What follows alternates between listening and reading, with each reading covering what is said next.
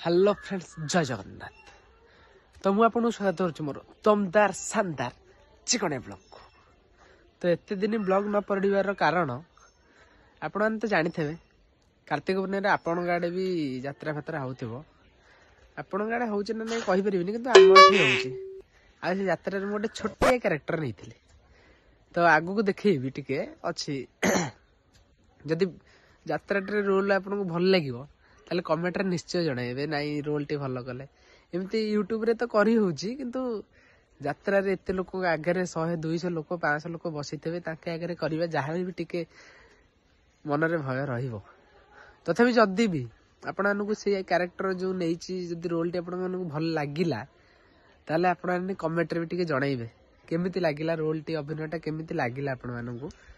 तो सेति पई साडे भी 7-8 दिन रहि जाइतली तो ब्लॉग भी करि पार नथली नले पकई दी था ब्लॉग टी माने मन भी दुख लगुच यात्रा सरीगला काली सरला यात्राटा मन भी दुख कारण माने जो मान दिने काले देखा नथुलु से 10-15 दिन रिहर्सल कलु संगे खाली घर को आसू खाई पुणी पाखक जाऊ बसु उठू सबू पाखे।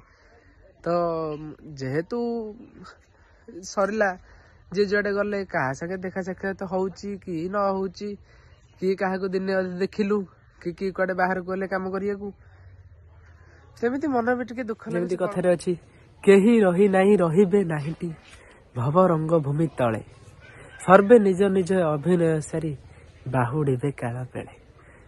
तो यात्रा तो आमर सरी जाइए तो मन भी टिके दुख लगुच एपाई तो कौन करवा। तो छाड़ू से सब जदि आपण मानकु टिके भी भल लगे ताले कमेंट रे जणाइबे आगु को देखिबा यात्रा।